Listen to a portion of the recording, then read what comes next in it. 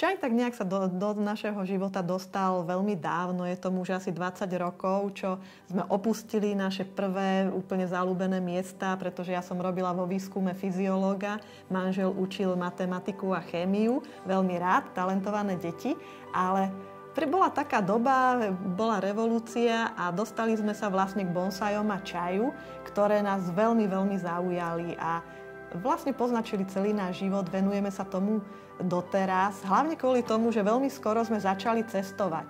Začali sme cestovať do Ázie, navštívili sme mnohé azijské krajiny, hlavne tam, kde je bonsajová čajová kultúra a každou cestou sme sa dostávali k novému a novému poznaniu a to všetko sa snažíme vlastne dostať do čajovne dobrých ľudí a hlavne žiť tým.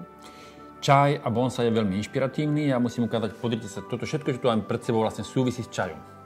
Toto je čaj takto listovaný, ktorý pochádza z Číny, ktorý čím je starší, tým je lepší a vlastne toto sú používané špeciálne historické staré čajové stromy, ktoré majú 600 rokov, 800 rokov, 1000 rokov. Ale tu na vpredu to, čo všetko vidíme, to všetko sú čaje. A tí čaje vlastne dnes, už chvála Bohu, je taká doba, že neslúžia len cisárom, šogúnom a panovníkom, ale už ich vieme dostať k nám na Slovensku, my sa veľmi tešíme. A vlastne čo má mať správny čaj? Správny čaj má mať nádhernú konvičku. Toto je japonská konvička, ktorá má krásny dekor, je proste perfektne zapasovaná. Toto je úplne exkluzívny kúsok, ktorý by som si každý raz chcel kúpiť a mať doma. Správny čaj má mať krásnu misku, správny čaj má mať krásnu vôňu, výbornú farbu a samozrejme nádhernú chuť.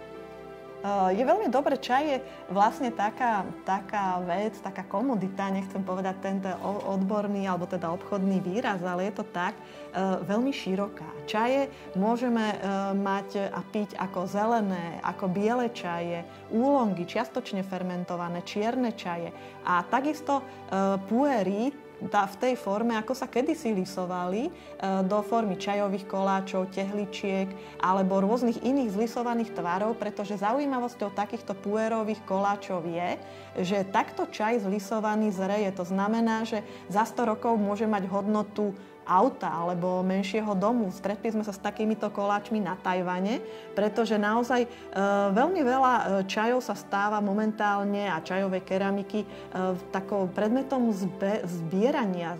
Vlastne ľudia ukladajú do toho svoje peniaze, pretože ani takýto zlisovaný čaj, ani čajová keramika svoju hodnotu netratí. Napríklad tu máme jeden úžasný čavan. Takýto čavan sa volá akaraku a je to miska, v ktorej sa šľahá čaj už od 16. storočia a akaraku znamená niečo ako červená hlina. A rodina Raku robila takúto keramiku najprv pre cisársky dvor a potom vlastne pre ľudí, ktorí milovali čaj a pre zberateľov a robí ju doteraz. Boli sme ich navštíviť v Kyote. Podobné čavany, takéto široké misky, v ktorých sa veľmi dobre šľahá čaj, takisto môžu byť aj v rôznych iných farbách. Okrem tohto typicky červeného červeného raku môžu byť čavany modré, môžu byť zaliaté, ale aj glazúrami, ktoré napríklad vznikli z popola storočných líp alebo z rôznych vzácnych minerálov. To je vlastne taká zaujímavosť, že čajová kultúra sa môže spájať aj s takými vecami, ktoré sú samé o sebe historicky hodnotné a krásne. Napríklad takáto kanvička. Táto kanvička na čaj alebo na vodu vznikla v Morioke.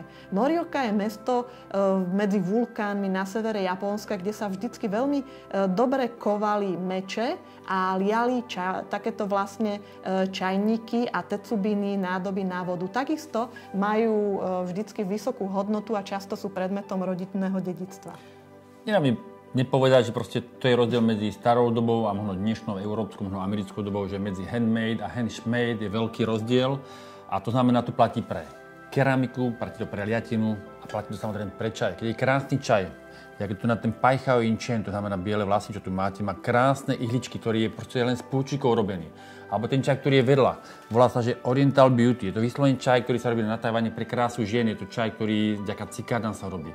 Alebo úplne na opačnom konci, ktorý tu mám čaj, vlastne dračia studňa. Dračia studňa je jeden z najslavnejších čínskych čajov, ktorý má zvláštny plochý list a tiež tam existuje celá škála tríd. A ja musím povedať, sa veľmi teším, že na Slovensku už vieme takéto čaj popieť, že to je super, že môžeme mať kvalitný čaj, že už nie je len taký ten klasický.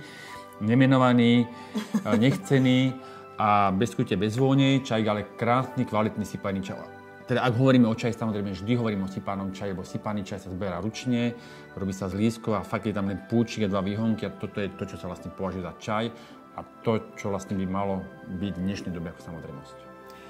Zaujímavosťou je, že existuje veľa historických čajov, ako je dračia studňa, alebo ako sú povedzme čaje z rôznych čínskych oblastí, ktoré sa robia už dlhé roky, storočia rovnakým spôsobom.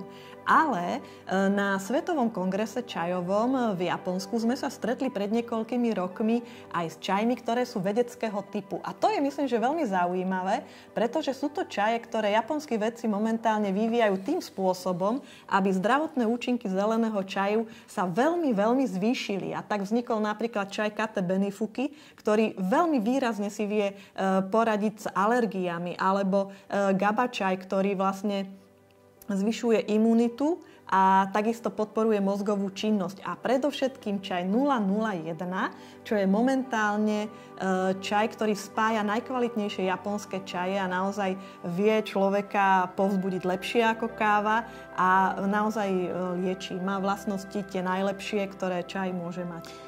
Čaj 001 je vlastne jednoznačne jednotka medzi čajmi a keď si dáte ráno takúto šáločku čaju, tak vlastne máte dobrú náladu, nepotrebujete žiadny energetický nápoj, ste aktívni a pokiaľ máte alergiu alebo slabý imunitný systém a máte veľký stres, tak to je to, čo vlastne pomôže na to celé do obede a vy v pohode môžete existovať.